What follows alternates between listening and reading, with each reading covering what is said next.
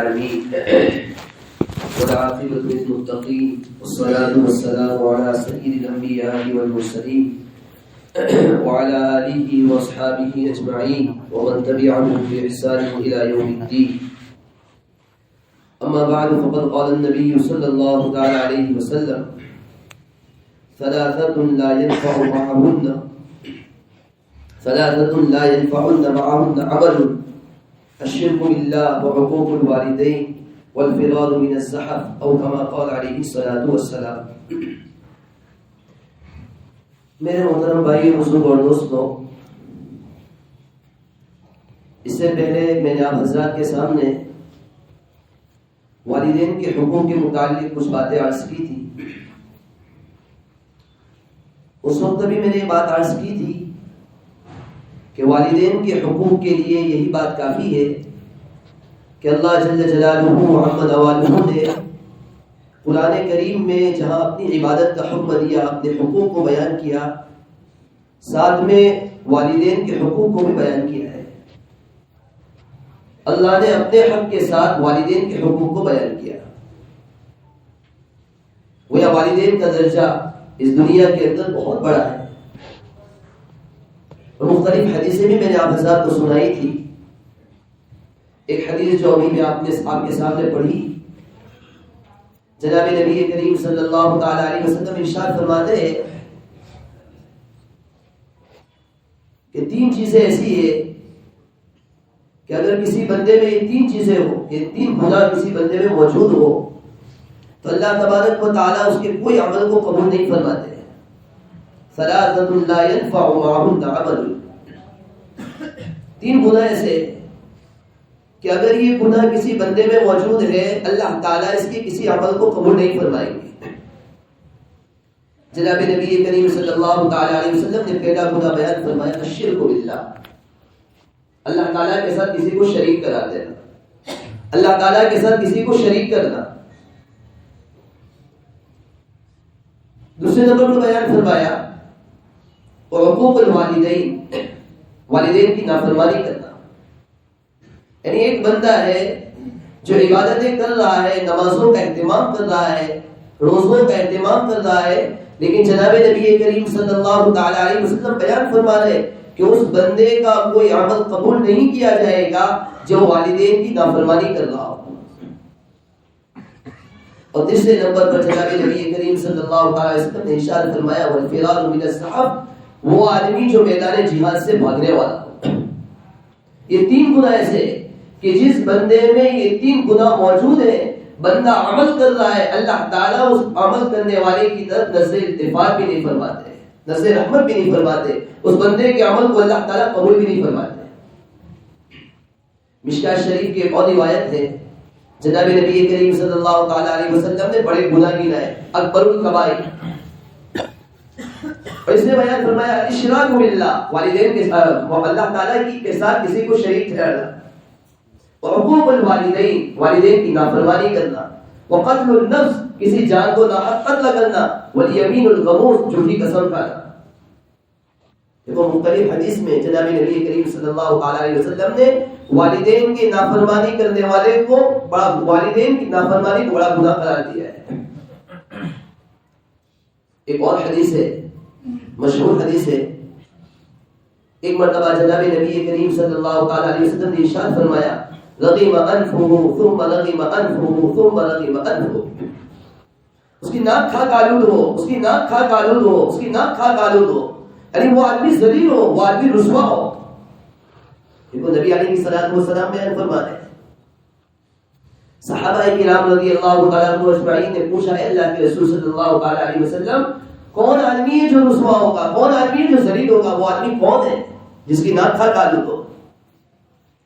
نبی علیہ الصلوۃ والسلام نے ارشاد فرمایا من ادرک والدیہ عند الکبر احدہما او کلیہما لم يدخل الجنہ، جس آدمی نے اپنے والدین میں سے دونوں کو یا ایک کو پایا، وفاداری کر کے اپنے آپ کو جنت کا مستحق نہیں بنایا، جنت میں داخل ہونے کا پروانہ اپنے آپ جنت میں داخل نہیں ہوا، وہ آدمی ذلیل ہو، وہ آدمی رسوا ہو. ایک اور حدیث ہے فضائل رمضان میں شیخ رحمۃ اللہ علیہ نے بھی اس کو ذکر فرمائی ہے. ایک مرتبہ جناب نبی کریم صلی اللہ تعالی علیہ وسلم ممبر پر تشریف لے گئے. ممبر پر چڑھے, پہلی سیڑھی پر قدم رکھا, نبی علیہ الصلوۃ والسلام نے فرمایا آمین. دوسری سیڑھی پر قدم رکھا, نبی علیہ الصلوۃ والسلام نے فرمایا آمین. تیسری سیڑھی پر قدم رکھا, نبی علیہ الصلوۃ والسلام نے فرمایا آمین. صحابہ کرام رضی اللہ تعالیٰ عنہ اجمعین نے نبی علیہ الصلوۃ والسلام سے پوچھا, اللہ کے رسول صلی اللہ علیہ وسلم, آج ہم نے وہ بات دیکھی جو آج سے پہلے کبھی نہیں دیکھی تھی. ہم نے دیکھا کہ آپ جب سیڑھی پر چڑھ رہے تھے, پہلی سیڑھی پر آپ نے قدم رکھا, آپ نے کہا آمین. دوسری سیڑھی پر آپ نے قدم رکھا, آپ نے کہا آمین. تیسری سیڑھی پر آپ نے قدم رکھا, آپ نے کہا آمین. کیا بات ہے؟ نبی علیہ الصلوۃ والسلام نے فرمایا, جب میں ممبر پر چڑھ رہا تھا جبرائیل امین تشریف لائے اور جبرائیل امین نے دعا فرمائی اور مجھے کہا میں دعا کر رہا ہوں, اب اس پر آمین کہو. جبرائیل امین نے کہا کہ ہلاک ہو جائے وہ شخص جس نے رمضان المبارک کا مہینہ پایا اور اپنے لیے مغفرت کا فیصلہ نہیں کروایا. نبی علیہ الصلوۃ والسلام نے فرمایا آمین. جبرائیل امین نے فرمایا, جب نبی علیہ الصلوۃ والسلام نے دوسری سیڑھی پر قدم رکھا, نبی جبرائیل امین نے فرمایا وہ شخص ہلاک ہو جائے جس کے سامنے میرا ذکر ہو اور وہ درود شریف کا اہتمام نہ کرے, درود شریف نہ پڑھے. نبی علیہ الصلوۃ والسلام نے فرمایا آمین. پھر جب نبی علیہ الصلوۃ والسلام نے تیسری سیڑھی پر قدم رکھا, آپ علیہ الصلوۃ والسلام نے فرمایا, جبرائیل امین نے کہا ہلاک ہو جائے وہ شخص جس نے والدین میں سے کسی ایک کو پایا اور ان کی خدمت کر کے اپنے آپ کو جنت کا مستحق نہیں بنایا. نبی علیہ الصلوۃ والسلام نے فرمایا آمین. غور کرنے کی ضرورت ہے. بد دعا کرنے والے ایک مشہور فرشتے, ایک مقبول فرشتے جبرائیل علیہ الصلوۃ والسلام پر دعا فرمانے, اور آمین کہنے والے سید الانبیاء والآخرین جناب محمد رسول اللہ صلی اللہ علیہ وسلم ہے. آپ علیہ الصلوۃ والسلام پر دعا فرما رہے ہیں. ایک تو جبرائیل کا دعا کرنا اور نبی علیہ الصلوۃ والسلام کا اس پر آمین کہنا اس کی وعید کو اور اسی طرح اس کی سختی کو اور بڑھا دیتا ہے.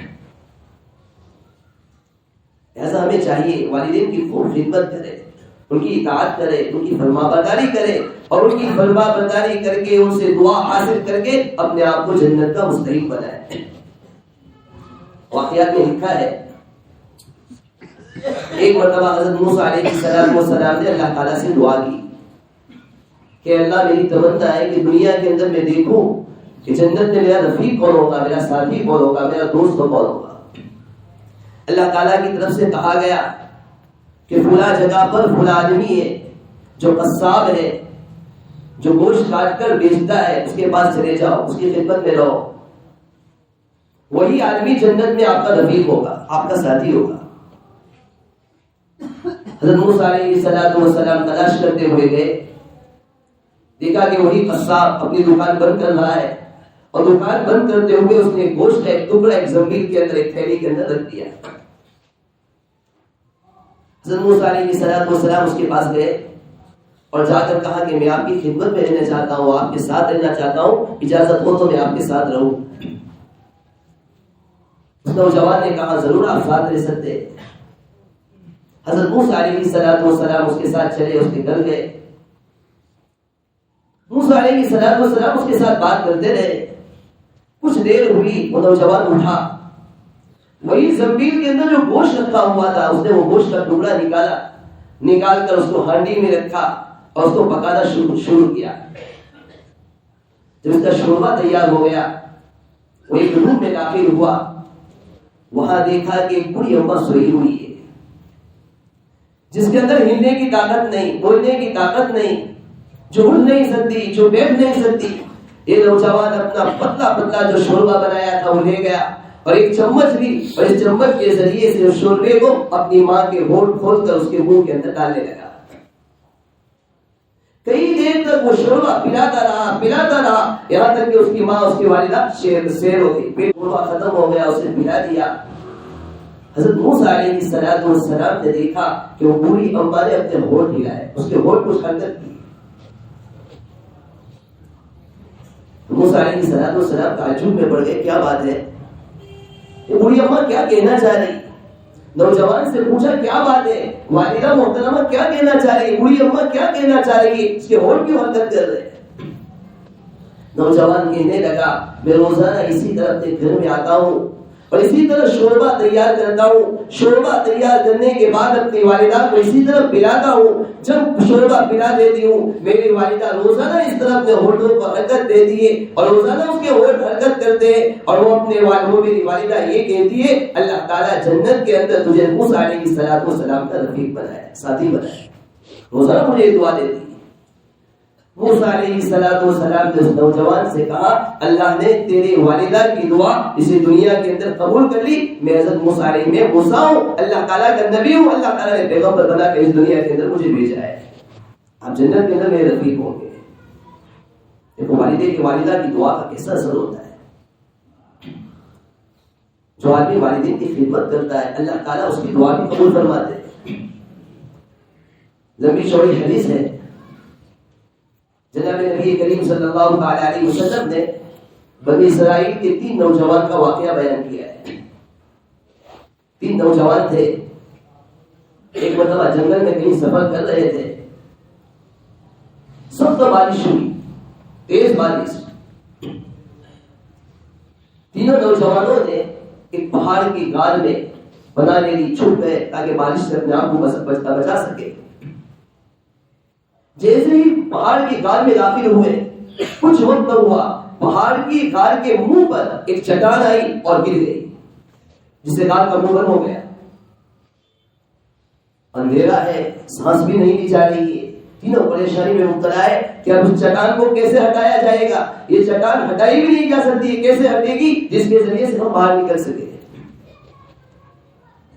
تینوں نوجوانوں نے آپس میں مشورہ کیا کہ اب ہمارے پاس ایک ہی راستہ ہے کہ اللہ کی بارگاہ میں اپنے ہاتھوں کو اٹھائے اور ہر ایک اپنے اپنے عمل کے ذریعے سے اللہ تعالیٰ سے دعا کرے، اللہ تعالیٰ کے سامنے اپنے عمل کے وسیلے سے دعا کرے۔ ہو سکتا ہے اللہ تعالیٰ کو ہمارا کوئی عمل پسند آ گیا ہو جس کی وجہ سے اللہ تعالیٰ اس چٹان کو ہٹا دے۔ اس میں ایک نوجوان وہ بھی تھا جس نے اپنے ہاتھوں کو اٹھایا اور اللہ کے سامنے عرض کیا، اے اللہ میں روزانہ بکریاں چرایا کرتا تھا، پورے دن بکریاں چراتا، بکریاں چرانے کے بعد روزانہ شام کو اپنے گھر آتا اور روزانہ بکریوں کا دودھ نکالتا، اپنے والدہ کی خدمت میں حاضر ہوتا اور روزانہ جا کر والدہ کو اس کا دودھ پلاتا۔ ایک دن ایسا ہوا، جانے میں تاخیر ہو گئی، کافی وقت ہو گیا، میں نے اپنے معمول کے مطابق بکریاں چرائی، بکریاں چرانے کے بعد دودھ اس کا نکالا، گھر پر پہنچا، تاخیر ہو گئی تھی، والدین سو چکے تھے۔ میرے دل میں یہ بات آئی، رات کا وقت ہو چکا ہے، والدین سو چکے ہیں، اب میں کیسے ان کو بیدار کروں، کیسے ان کو اٹھاؤں؟ اگر اٹھاؤں گا ان کو تکلیف ہوگی، ان کو زحمت ہوگی، ان کو پریشانی ہوگی۔ میرے دل نے یہ گوارا نہیں کیا، لیکن دل میں دوسری طرف یہ بات آئی کہ بھوکے سوئے ہیں، کہیں ان کی آنکھ کھل جائے گی، بس اسی حالت میں یہی دودھ کا پیالہ لے کر، یہی دودھ کا برتن لے کر پوری رات میں کھڑا رہا۔ میں اس انتظار میں تھا میری والدین کی آنکھ کھل جائے ان کو یہ دودھ پلاؤں۔ اللہ یہ میرا عمل تیرے لیے تھا، تجھے راضی کرنے کے لیے تھا، تیرے لیے تھا، کسی اور کے لیے عمل نہیں کیا تھا۔ اگر اللہ اگر تجھے یہ عمل پسند ہے تو اس پہاڑ کی غار سے اس چٹان کو تو ہٹا دے۔ ادھر اس نوجوان کا ہاتھ اٹھانا تھا، اللہ تعالیٰ کو یہ عمل اتنا پسند آیا، تھوڑی ہی دیر کے اندر چٹان تھوڑی اوپر سے رہ گئی، کھسک گئی۔ پھر اور بھی واقعہ ہے، دوسرے نوجوان نے دعا کی، وہ اور کھسک گئی، تیسرے نوجوان نے دعا کی اور کھسک گئی، یہاں تک کہ غار کا منہ کھل گیا اور تینوں نوجوان نکل گئے۔ دیکھو والدین کی خدمت کا یہ صلہ ہے، والدین کی دعاؤں کا یہ نتیجہ ہے۔ والدین کی خدمت میں اللہ تعالیٰ دنیا میں بھی نواز دے اور آخرت میں بھی نواز دے گا۔ اور جو آدمی والدین کی نافرمانی کرتا ہے، ایک اور روایت یاد آ گئی، حدیث یاد آ گئی، ترمذی شریف کی روایت ہے، جناب نبی کریم صلی اللہ تعالی علیہ وسلم نے ارشاد فرمایا، اذا فعلت امتی 15 خصلۃ، اللہ کے نبی صلی اللہ تعالی علیہ وسلم نے فرمایا جب میری امت میں 15 کو مبتلا کیا جائے گا، تکالیف میں ان کو مبتلا کیا جائے گا، نبی علیہ الصلوۃ والسلام نے تمام چیزیں گنائی ہے، اس میں آپ علیہ الصلوۃ والسلام نے بیان فرمایا اطاع الرجل زوجته، آدمی اپنی بیوی کی فرما برداری کرے گا، وعق امه، اپنے والدہ کی نافرمانی کرے گا. اب دنیا کے اندر شادی کے بعد، نکاح کے بعد شریعت نے دونوں کے حقوق کو بیان کیا ہے. والدین کی بھی حقوق ہے، بیوی بچوں کی بھی کچھ حقوق ہے. نکاح کے بعد شوہر کے لیے عورت کے رشتہ دار، عورت کے والدین حقیقی معنوں میں اس کے والدین ہو گئے، اسی لیے اس کے ساتھ نکاح حرام ہو گیا، زوجیت کا تعلق ہو چکا. اسی طرح والدہ کی عورت کے لیے بھی شوہر کے والدین ہیں، یہ بھی اس کے لیے اس کے والد ہو چکے ہیں، اس کے والدہ ہو چکے ہیں، اس کے ساتھ نکاح حرام ہو چکا ہے. حقوق تو دونوں کے بیان کیے. لیکن عام طور پر ہمارے معاشرے میں یہ ہوتا ہے، شادی ہونے کے بعد لڑکے کے رشتہ دار یہ چاہتے ہیں، لڑکے کے والدین یہ چاہتے ہیں کہ یہ کبھی سسرال میں جائے ہی نہیں. یہ بھی غلط ہے. حالانکہ یہ بھی اس کے والدین ہیں، بیوی کے والدین یہ بھی اس کے بھی والدین ہیں. بیوی کا باپ اس کا باپ ہے، بیوی کی ماں اس کی ماں ہے. اسی طرح نکاح ہونے کے بعد عورت کی یہ خواہش ہوتی ہے کہ میرا شوہر میری خدمت کرتا رہے، میرے پاس ہی رہے اور والدین کے پاس جائے ہی نہیں. بہت سو کا یہ حال ہوتا ہے کہ شوہر کی ہمت ہی نہیں ہوتی ہے کہ عورت کی موجودگی میں اپنے والدین کی خدمت کر سکے. یہ بھی غلط ہے. نبی علیہ الصلوۃ والسلام نے بیان فرمایا اطاع الرجل زوجته، میری امت مصیبت میں مبتلا ہو جائے گی، میری امت کو مصیبتوں کے ذریعے سے آزمایا جائے گا جب ان میں 15 چیزیں جمع ہو جائے گی. اس میں نبی علیہ الصلوۃ والسلام نے بیان فرمایا اطاع الرجل زوجته، آدمی اپنی بیوی کی فرما برداری کرے گا، وعق امه، اپنے والدہ کی نافرمانی کرے گا. آگے بیان فرمایا وبر صدیقه وجفا اباه، اپنے دوست کا تو خیال رکھے گا، دوست کی اطاعت کرے گا، دوست کے ساتھ اچھا برتاؤ کرے گا، دوست کے ساتھ حسن سلوک کرے گا اور باپ کی نافرمانی کرے گا. آج یہی تو حال ہے.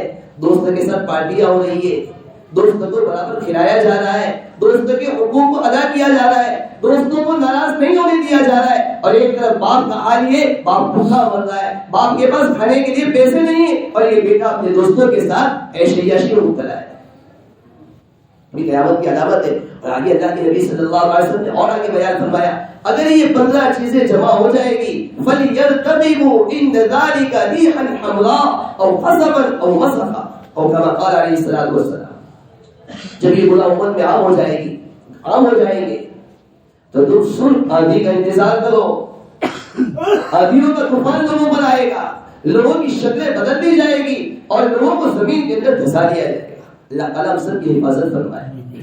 ایسا میرے لیے ہمارے لیے ضروری ہے ہم اپنے والدین کی اطاعت کریں، والدین کی فرمانبرداری کریں، ان کے حقوق کو ادا کریں اور ان کے حقوق کو ادا کر کے اپنے لیے جنت کا فیصلہ کروائے. اللہ تعالیٰ شانوں سے دعا ہے اللہ تعالیٰ ہم سب کو والدین کے حقوق کو ادا کرنے کی توفیق و سعادت نصیب فرمائے. آمین. وآخر دعوانا الحمدللہ رب العالمین.